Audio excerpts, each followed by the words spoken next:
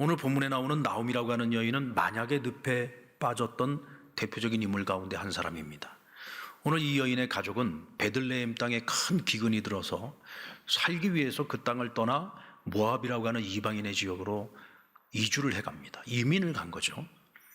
그런데 그 낯선 땅 모압 땅에서 10년을 사는 중에 남편과 두 아들이 다 세상을 떠나고 말았어요. 이 여인에게 남은 것이라고 하는 모압 출신의 두 명의 며느리 과부만 남았습니다. 모든 것을 잃어버렸습니다. 이 모압 땅에서 모든 것을 다 잃어버렸습니다. 하루도 더 이 땅에 머물고 싶은 마음이 없었겠죠. 그래서 나오미는 고향 베들레헴으로 돌아가기로 마음을 먹습니다. 이제 두 며느리는 어떻게 해야 됩니까? 두 며느리도 어머니와 함께 하겠노라고, 끝까지 의리를 지키겠노라고, 어머니와 운명을 함께 하겠노라고. 그러나 어머니의 입장은 달랐습니다. 이 젊디 젊은 이 며느리들이 과부의 몸이 되었는데 일평생을 이렇게 살아가야 되나? 아무리 생각해도 그거는 이 젊은 며느리들에게 너무 끔찍한 일이었습니다. 그래서 이를 완강하게 거절을 했고 결국 오르바는 집으로 돌아가고 룻만 끝까지 동행하며 나오미와 함께 베들레헴으로 오게 됩니다. 이때 여러분 나오미의 심정은 어땠을까요? 남편도 잃고 두 아들을 잃어버렸습니다. 얼마나 서글프고 고통스러웠겠습니까? 게다가 모압 출신 이방 출신의 며느리까지 데리고 고향으로 돌아왔습니다.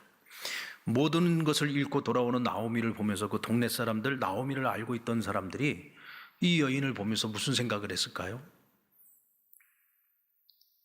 모든 것을 잃어버리고 가련한 몸으로 돌아오는 이 여인을 보면서 한편으로는 짠하다는 생각도 했을 거고 불쌍하다는 생각도 했을 거고 안타까운 마음으로 이 여인을 바라봤을 거예요. 하지만 나오미 자신은 어떤 생각을 가졌을까요? 동네 사람들의 그 시선이 너무 부끄럽고 고통스러웠죠. 설마 동네 사람들이 그렇게는 생각하지 않았겠지만 본인이 자격지심에 이런 생각할 수 있지 않았겠습니까? 얼마나 박복하면 남편과 두 아들까지 잡아먹었어? 게다가 모압 출신 며느리까지 데리고 왔대. 사람들의 이와 같이 수군거리는 소리들이 그들의 입에 입방아에 올 것을 생각을 하니까 너무 고통스럽고 너무 힘든 거예요. 하루하루가 견디기 힘들 만큼 고통스러웠을 겁니다. 나오미를 발견한 사람들이 자 저기 나오미가 온다 하자 나오미는 그 말을 듣고 사람들에게 이렇게 부탁을 합니다. 이제는 나를 더 이상 나오미라고 부르지 말고 나를 마라라고 부르라. 나오미라고 하는 뜻은 기쁨이라고 하는 뜻이죠. 모든 것을 잃어버린 채 빈털터리로 고향 땅에 돌아온 나를 어찌 기쁨이라고 부를 수 있겠느냐? 어떻게 나를 기쁨으로 가득한 인생이라고 말할 수 있겠느냐? 괴로움으로 가득한 인생, 곧 마라라고 하는 이름으로 나를 불러달라고 부탁을 합니다. 그녀의 말 속에는 후회와 자책의 감정이 가득한 것을 볼 수가 있죠. 만약 그때 다른 마을 사람들처럼 나도 베들레헴을 떠나지 않고 모압 땅으로 이주하지 않았었더라면 어쩌면 내 남편 그리고 두 아들 다 사라질 수도 있었을 텐데. 한편으로는 남편과 아들들이 죽은 이유가 하나님께서 율법에 분명히 금하고 있는 이방 여인들과의 결혼을 금하였는데 두 아들이 이방 여인들과 결혼을 한 것으로 인하여 하나님의 진노로 그들이 죽은 것은 아니었을까? 만약 모압 출신의 이 두 며느리를 집안에 들이지 않았었더라면 혹이라도 이런 일들이 발생하지 않았을 수도 있었는데 뭐 이런저런 만약에 온갖 생각들로 인해서 그 마음이 더 고통스럽고 힘들지 않았겠습니까? 하지만 하나님께서는 나오미를 이 만약의 늪에서 빼내기 위해서 전혀 예기치 못했던 사람을 통해 하나님의 은혜를 준비해 놓고 있었어요. 나오미에게 남은 것이라고는 이제 모압 출신의 며느리 룻이 전부입니다. 과연 이 룻이 나오미의 인생에 위로와 소망을 가져다 줄 수 있었을까요? 과연 나오미는 룻을 보면서 그런 생각을 조금이라도 할 수 있었겠습니까? 어쩌면 나오미에게 룻은 또 하나의 숙제요. 또다시 자신이 감당해야 되는 또 다른 짐으로 여겨지지 않았을까요? 누구보다도 유대 사회에서 이방인이 살아간다는 것이 얼마나 힘든 일인지, 이방인에 대한 유대인들의 생각이 얼마나 폐쇄적인지를 너무나 잘 아는 나오미의 입장인지라 함께 따라온 룻이 나에게 위로가 되고 소망이 되고 힘이 되는 것이 아니라 오히려 또 하나의 짐이라는 생각을 분명 가졌을 겁니다. 하지만 후회와 괴로움으로 가득한 오늘 이 나오미의 인생을 역전 인생으로 바꾸어 줄 수 있는 정말 하나님의 은혜로 통로로 쓰여지고 나오미에게 있어서는 보석과 같은 존재가 누구였느냐? 나오미조차도 전혀 그렇게 생각하지 못했던 바로 이 모압 출신의 며느리 룻이었습니다. 하나님의 은혜는 때로 우리가 전혀 예상하지 못했던 사람을 통해, 전혀 예상하지 못했던 방법을 통해서 우리에게 찾아올 때가 많아요.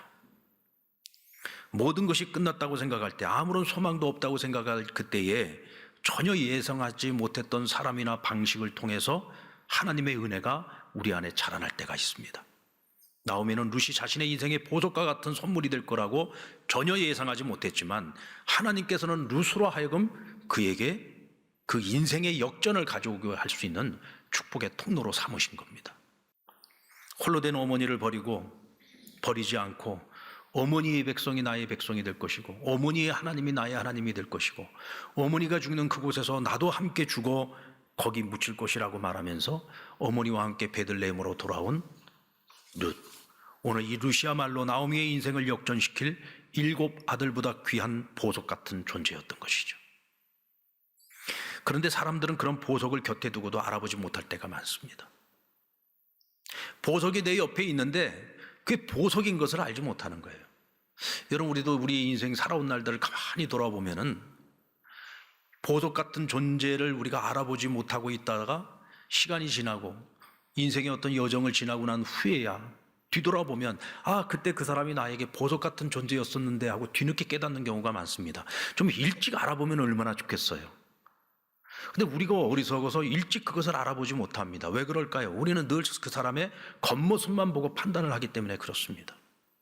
그런데 여러분, 하나님께서는 그 사람의 겉모습을 보지 아니하시고 그 사람의 속사람을 보십니다. 하나님께서는 룻의 모습 가운데에서 그가 얼마나 진실된 사랑을 가지고 있는 사람인지, 하나님의 사랑, 곧 하나님의 헤세드를 가지고 있는 사람인 것을 주님께서는 알아보셨어요. 그는 자신의 시어머니 나오미에 대한 그 마음이 거짓이 아니었습니다. 정말로 그 어머니에 대한 긍휼히 여기는 마음을 가지고 있었고 그 어머니를 사랑하는 마음이 있었어요. 진정으로 그 어머니를 존경하는 마음이 있었습니다. 그래서 자신의 처지도 참 불행한 처지였지만 그 어머니를 진실로 사랑하고 끝까지 그와 함께하고자 하는 마음을 가지고 있었던 거죠. 하나님께서 그런 룻의 그 진정성 있는 마음을 감찰하셨습니다. 그의 마음 가운데 헤세드, 곧 하나님의 사랑이 자리하고 있음을 보았던 것이죠. 여러분, 우리 주변을 한번 돌아보시기 바랍니다. 우리 주변을 보면은요, 때로는 내 눈에 들어오는 사람이 있는가 하면 내 눈에 안 들어오는 사람이 있어요. 내가 주의 깊게 살피면서 저 사람은 정말 나에게 꼭 필요한 사람이야 라고 생각하는 사람이 있는가 하면 전혀 관심 밖에 있는 사람도 있습니다. 언젠가 내게 도움이 될 수 있는 사람이야 라고 생각하는 사람이 있는가 하면 전혀 내게 도움이 될 거라고 생각하지 않는 사람이 있습니다. 한마디로 내 관심 밖에 있는 사람이 있고 내 관심 안에 있는 사람이 있어요. 그런데 여러분들이 살아온 날들이 얼마인지는 모르겠지만 지금까지 살아오면서 내가 정말 힘들고 어려웠을 때 진짜로 내게 도움이 되었던 사람은 어떤 사람이었습니까? 아무 조건 없이 내게 손을 내밀어주고 나를 붙잡아주고 위로해주고 격려해주고 절망의 구렁텅이에서 나올 수 있도록 나를 도와준 사람, 어떤 사람이었습니까? 대부분 정말 진정성을 가지고 나를 도와줬던 사람들을 보면은 내가 평상시에 주의 깊게 살피고 정말로 내가 소중히 여기고 나에게 도움이 될 거라고 생각했던 사람들이 아니라 전혀 관심 밖에 있었던 사람, 전혀 예상하지 못했던 뜻밖의 사람들이 내게 진정성 있는 마음을 가지고 도와줄 때가 많아요. 근데 오늘 우리에게는 사람을 볼 수 있는 눈이 없습니다. 사람의 그 진심을 볼 수 있는 눈이 없어요. 우리가 좀 미리 볼 수 있으면 우리가 사람을 제대로 판단해서 모든 사람들에 대해서 우리가 관심을 가지고 평상시에 우리가 하나님의 헤세드를 가지고 그들을 대할 텐데 우리는 항상 자기중심적으로 사람들을 보기 때문에 나에게 뭔가 이익이 되고 도움이 될 거라는 사람들과 관계를 맺습니다. 그러나 정작 내가 힘들고 어려울 때는 그 사람들이 나에게 등 돌리는 경우가 많아요. 전혀 예상하지 못했던 사람들. 뜻밖의 사람들을 통해서 하나님께서는 우리 곁에 있게 하시고 그들을 통해서 우리를 건져내시고 그들을 통해서 우리에게 소망을 주시는 경우를 많이 경험하게 됩니다. 그래서 오늘 바라기는 오늘 저와 여러분에게 사람을 볼 수 있는 눈, 그 사람이 가지고 있는 진정성을 볼 수 있는 눈을 갖게 되기를 주의 이름으로 축원합니다. 뿐만 아니라 오늘 우리가 누군가에게 그런 사람이 되어야 되지 않겠습니까? 진정성 있는 사람. 그 사람이 나를 어떻게 대하든 상관없이 우리는 사람들에 대하여 누구를 만나든 누구를 대하든 진정성을 가진 마음을 가지고 사람들을 대해야 될 것입니다. 하나님께서는 그런 우리를 통해서 누군가에게 희망을 주고 소망을 주시기 때문이죠. 그리고 하나님께서는 긍휼히 여기는 자를 통해 나오미의 인생에 소망을 가져다 주셨습니다. 룻은 늙은 시어머니를 긍휼히 여겼어요. 그러나 여러분 어찌 보면은 나오미보다도 더 불행한 여인이 룻 아니었습니까? 그래도 어머니 나오미는 남편과 함께 즐겁고 행복한 시간도 보냈던 적이 있습니다. 두 아들을 얻었을 때 얼마나 기뻤겠습니까? 그 아들들이 장성하기까지 그들과 함께 보냈던 시간들을 생각해 보면 그래도 그에게는 행복했던 시간들이 있었어요. 그러나 룻은 어떻습니까? 결혼을 하고 그 남편과 살아본 지 얼마 되지도 않아서 그 남편이 세상을 떠났습니다. 그리고 앞으로 남은 그 수많은 세월들을 이 늙은 시어머니와 함께 보내야 되는 겁니다. 그것도 낯선 땅에서. 누구보다도 불행한 여인 아닙니까? 그런데 여러분 룻은 자기 자신보다도 시어머니 나오미를 더 긍휼히 여겼다는 거예요. 그래서 이른 새벽부터 타작마당에 나가서 이삭 줍기를 합니다. 가난하고 어려운 과부들을 위해서 이삭을 주울 때 떨어진 것을 줍지 못하게 해서 이거 하나님의 율법입니다. 그래서 그 동네에서도 가장 가난하고 누군가의 도움 없이는 살아갈 수 없는 사람들은 이른 새벽, 이른 아침부터 타작마당에 나가서 떨어지는 나랄들을 줍기 위해서 그것을 주어야만 하루를 연명할 수 있었기에 많은 가난한 어려운 이웃들이 타작마당에 모여들었습니다. 그 중에 한 명이 룻이었죠.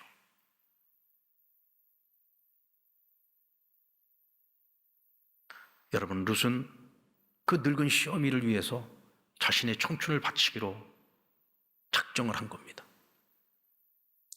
시어머니를 긍휼히 여겼고 긍휼을 베풀고 있는 모습이죠. 그런가 하면 늙은 시어머니를 긍휼히 여기고 정성을 다해 돌보고 있는 룻의 아름다운 모습을 보고 그 타작마당의 주인이었던 보아스가 룻에게 은혜를 베풉니다. 보아스는 그 지역에서 굉장히 유력한 사람이었어요.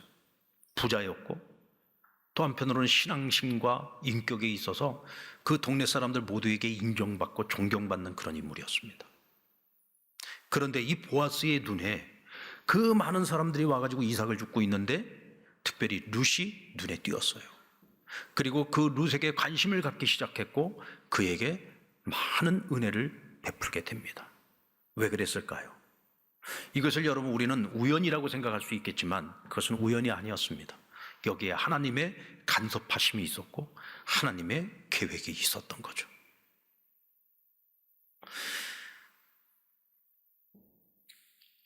자, 이와 같은 보아스가 타작마당에 이삭이나 주우러 나온 이방 출신의 젊은 과부에게 주의를 기울일 이유가 있었을까요? 없었을까요?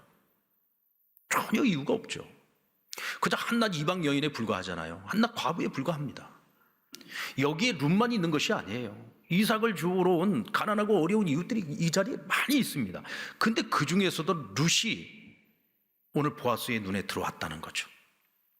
그리고 자신의 시어머니와 함께 먹고 살기 위해서 고분분투하고 있는 이 룻의 모습이 너무나 아름답게 보였습니다. 그리고 보아스의 어머니는 여리고성의 기생 나합이었습니다. 여러분 여리고성의 기생 나합이 누굽니까? 이스라엘이 가나안 정복 전쟁을 시작할 때 제일 첫 번째 전쟁이 여리고 전투였어요. 이 여리고성을 정탐하기 위해서 정탐꾼들을 보냈는데 그들이 추격꾼들에게 쫓기게 됩니다. 이때 그들이 몸을 피신했던 곳이 바로 이 기생 나합의 집이었는데 이 기생 나합은 일찍부터 이스라엘의 하나님 여호와가 얼마나 전능하신 분이신지를 알고 있었습니다. 이 가나안 성이 아무리 완벽한 성읍이라고 할지라도 절대로 저 이스라엘을 이길 수 없다는 것을 그는 알고 있었어요. 그래서 그들을 보호해 주는 대신에 이 성이 무너지는 그때에 나와 내 가족을 보호해 달라고 하는 약속을 합니다. 그래서 여리고성이 무너지고 그 성에 있는 사람들이 전부 진멸당할 때 유일하게 구원을 얻은 사람이 기생 라합과 그의 가족이었습니다. 그리고 기생 라합은 나중에 정탐꾼 중에 한 사람이었던 살몬이라는 사람과 결혼을 해서 오늘 본문의 주인공인 보아스를 낳게 된 거예요. 그러니까 보아스의 어머니가 기생 라합이에요.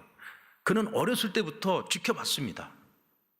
이방 여인이 유대 사회 속에서 살아간다는 것이 얼마나 힘들고 어려운 것인지. 그런데 지금 룻은 이방 여인으로서 거기다가 과부입니다. 먹고 살 길이 없어요. 누군가가 도와주지 않으면 살아갈 수 없는 그런 여인입니다. 이 유대 사회 속에서 앞으로 저 여인이 살아가야 될 날들을 생각을 해보니까 너무 가련하고 불쌍한 거예요. 그래서 룻을 더 주목하게 된 것이고 그에게 더 큰 긍휼을 베풀게 된 겁니다. 그리고 나오미는 이 보아스와 친족 관계에 있었어요. 이 나오미의 남편인 엘리멜렉과는 보아스가 친족 관계를 이루고 있었는데 그 두 아들이 다 죽었으니까 이 집은 기업 물을 자가 없는 겁니다. 누군가는 나오미의 며느리인 룻과 혼인을 맺어서 그 사이에서 아이가 태어나게 되면 이 아이는 나오미의 자녀가 되어 그 집에 기업을 물어주는 그런 책임이 있었어요. 이것은 하나님께서 정해놓으신 율법이었습니다. 근데 보아스에게 바로 그와 같은 책임이 있었던 거죠. 그러나 이 책임을 감당해야 되는 첫 번째 사람은 아니었습니다. 이 베들레헴 마을에 보아스보다도 그 권리를 가지고 있는 첫 번째 사람이 있었어요. 그렇기 때문에 보아스의 입장에서 보면은 특별히 내가 더 관심을 기울이지 않아도 되고 그 책임을 내가 감당하지 않아도 되는 것입니다. 그럼에도 불구하고 보아스가 이 두 여인에게 관심을 가지고 사랑을 베풀었던 것은 오늘 이들의 관계 속에 하나님의 헤세드, 변함없는 하나님의 사랑이 그 가운데 있었고 하나님의 일하심이 있었다는 것을 우리가 알 수 있죠. 근데 그것을 또 누가 눈치를 챘느냐면 나오미가 눈치를 채게 됩니다. 보아스가 자신의 며느리 룻에게 관심을 보이고 그에게 긍휼을 베푸는 모습을 보면서 하나님이 우리를 버리지 아니하셨구나. 하나님의 헤세드가 우리와 함께하고 있구나. 하나님께서 저 보아스를 통해서 우리에게 긍휼을 베풀고 있구나. 여기 분명히 하나님의 일하심이 있고 계획이 있다는 것을 깨닫게 된 거예요. 그러면서 나오미도 마음을 먹게 됩니다. 내 사랑하는 며느리 룻에게 긍휼을 베풀어야 되겠다. 저 룻이 평생 혼자 저렇게 살도록 내버려둬서는 안 되겠다. 지금 유력한 자 보아스를 만나서 그 보아스와 관계를 맺고 있으니 반드시 두 사람을 부부가 되게 만들어야 되겠다고. 그리고 두 사람 사이에서 태어나는 아이를 통해서 우리 집안에 기업 물자로 삼아야 되겠다라고 하는 마음의 뜻을 품게 됩니다. 그리고 그 결과가 무엇입니까? 룻은 보아스의 아내가 되고 둘 사이에서 태어난 아이는 룻의 아이가 아닌 나오미의 아이가 되어 남편의 가문을 계속 이어가는 나오미 노년의 큰 선물이자 큰 기쁨이 됩니다. 우리 14절로 15절 말씀을 같이 한번 읽어볼까요? 시작. 여인들이 나오미에게 이르되 찬송할지로다. 여호와께서 오늘 내게 기업 물을 자가 없게 하지 아니하셨도다. 이 아이의 이름이 이스라엘 중에 유명하게 되기를 원하노라. 이는 내 생명의 회복자이며 내 노년의 봉양자라. 곧 너를 사랑하며 7 아들보다 귀한 내 며느리가 낳은 자로다. 여러분, 이 아이가 누구냐? 나중에 다윗의 할아버지가 됩니다. 바로 이새의 아버지 오벳이죠.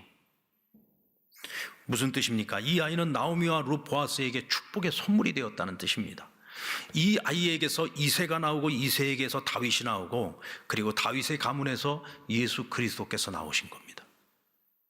마태복음 1장에 나오는 예수님의 족보에 보면 이방 여인이었던 이 룻의 이름이 나오고 그의 남편 보아스의 이름이 나오는 배경이 되기도 하죠. 하나님의 헤세드는 이와 같이 긍휼한 마음을 가진 사람들을 통해서 부어지는 것입니다. 나오미에 대한 룻의 긍휼함과 룻에 대한 보아스의 긍휼함, 룻을 향한 나오미의 긍휼함이 서로를 섬기게 만들었고 슬픔이 변하여 기쁨으로 변하는 역전 인생을 가져오게 만든 것입니다. 여러분들도 다른 사람에 대한 긍휼히 여기는 마음을 가지시기 바랍니다. 하나님께서는요, 긍휼한 마음을 가진 사람들을 통해서 역사하십니다. 여러분들 주변을 보면서 누군가에게 긍휼히 여기는 마음을 하나님께서 내게 주신다면 그것은 내게 주시는 축복이에요. 왜냐하면 하나님이 나를 사용하시겠다는 거거든요. 절망에 빠져 있는 사람, 희망이 없는 사람에게 긍휼히 여기는 마음을 가진 나를 붙여주셔서 그 사람으로 하여금 희망을 갖게 만들고 역전 인생을 만들어갈 수 있도록 돕는 손길이 되게 만드시는 겁니다. 그러니까 도움을 받는 그 사람만 복을 주시는 것이 아니라 돕는 그에게도 복을 주시는 거예요. 그래서 우리 마음 가운데 긍휼히 여기는 마음을 하나님이 주실 때에는 그 자체가 우리에게 축복이 된다는 사실을 믿으시기 바랍니다. 여러분, 우리가 살아온 날들을 한번 가만히 생각을 해보십시오. 우리가 그렇게 어려움이 많고 힘들고 정말 감당하기 어려운 일들이 많이 있었음에도 불구하고 오늘 우리가 여기까지 잘 살아올 수 있었던 것은 늘 내 곁에 하나님의 헤세드가 있었기 때문임을 믿으시기 바랍니다. 그런가 하면 또 한편으로 생각해 보면 하나님께서 누군가 나를 긍휼히 여기는 사람들을 내게 허락해 주셔서 그들을 통해서 하나님 나를 위로해 주셨고 나를 격려해 주셨고 오늘의 나를 있게 했다는 사실을 우리는 기억해야 합니다. 그래서 우리 자신도 긍휼히 여기는 자의 삶을 사십시오. 그러면 언젠가 여러분들이 긍휼히 여김이 필요할 때 누군가 나를 긍휼히 여겨줄 사람을 하나님께서 만나게 하시고 붙여주실 것입니다. 예수님은 오늘도 룻의 얼굴로 우리에게 찾아오십니다. 나오미의 얼굴로 찾아오시고 보아스의 얼굴로 찾아오십니다. 하나님의 은총은 늘 내 곁에 지극히 평범한 사람들을 통해 부어진다는 사실을 기억하십시오. 예수 그리스도께서도 수만 가지 평범한 얼굴을 가지고 오늘도 우리 곁에 찾아오십니다. 여러분, 내 옆에 계시는 분을 한번 보십시오. 내 옆에 있는 사람 한번 보세요. 여러분, 그 사람이 예수님일 수 있습니다. 예수님께서는 수만 가지 얼굴을 가지고 오늘도 우리에게 찾아오십니다. 그런데 그 예수님은 그렇게 대단한 모습을 우리에게 찾아오지 않는다는 거예요. 내게 뭔가 큰 도움을 줄 것 같은 얼굴로 찾아오지 않는다는 겁니다. 전혀 우리가 관심 밖에 있을 수밖에 없는 너무나 초라한 모습, 어쩌면 내가 손을 내밀어서 도와줘야 하는 모습으로 내 곁에 찾아오실 수도 있습니다. 그런데 시간이 지나고 뒤돌아보면 바로 그가 예수였다는 것을 알게 됩니다. 오늘도 주님께서 그런 모습으로 내게 찾아오신다면 과연 여러분들 그 주님을 알아보실 수 있겠습니까? 우리는 주님을 알아볼 수 있는 눈을 가져야 됩니다. 그럼 우리가 어떻게 하면 주님을 알아볼 수 있는 눈을 가질 수 있을까요? 사람을 겉사람으로 판단하지 마십시오. 특별히 사람들을 따로 구별하려고 애쓰지 마십시오. 하나님께서 나를 만나게 하는 모든 사람이 예수님일 수 있습니다. 내가 만나고 살아가는 모든 사람들이 내가 긍휼히 여기는 마음을 가져야 되는 사람일 수 있습니다. 내가 만나는 모든 사람들이 내가 손을 내밀어서 진정성 있는 마음으로 위로하고 격려해야 하는 그 사람일 수 있는 것입니다. 그리고 때로는 그가 예수님의 모습으로 내게 찾아오신 그분일 수 있는 것입니다. 그래서 우리는 어느 누구도 함부로 대할 수 없는 것이죠. 어느 누구도 우리가 존귀 여기지 않아서는 안 되는 것입니다. 모든 사람이 존귀한 존재요. 모든 사람이 내가 긍휼히 여기는 마음을 가지고 살펴야 할 사람인 것입니다. 이때 우리는 주님 때문에 우리가 구원을 얻은 것처럼 우리 때문에 누군가가 구원을 얻게 됩니다. 우리 때문에 누군가가 절망 가운데서 희망을 갖게 되고 슬픔 가운데에서 기쁨을 얻을 수 있는 역전 인생을 만들어 나가는데 우리가 축복의 통로로 쓰임받을 수 있는 것입니다. 사랑하는 여러분, 우리가 오늘 여기까지 살아오는 동안에 수없이 많은 절망과 낙심을 경험했음에도 불구하고 우리가 그 모든 순간들을 극복할 수 있었던 것은 변함없는 하나님의 헤세드가 늘 우리와 함께 했기 때문인 것을 믿으시기 바랍니다. 지극히 평범했지만 내가 전혀 관심을 두지 않고 관심 밖에 있었던 사람이지만 내 인생의 가장 어려웠던 날 내게 손 내밀어 진심으로 나를 도와줬던 그 사람들을 생각하십시오. 우리는 사람을 볼 수 있는 눈이 있어야 됩니다. 사람의 진심을 볼 수 있는 눈을 가져야 됩니다. 그리고 하나님의 긍휼을 우리의 마음에 품고 긍휼을 실천하면서 살아갈 수 있는 저와 여러분이 되기를 주의 이름으로 축원합니다.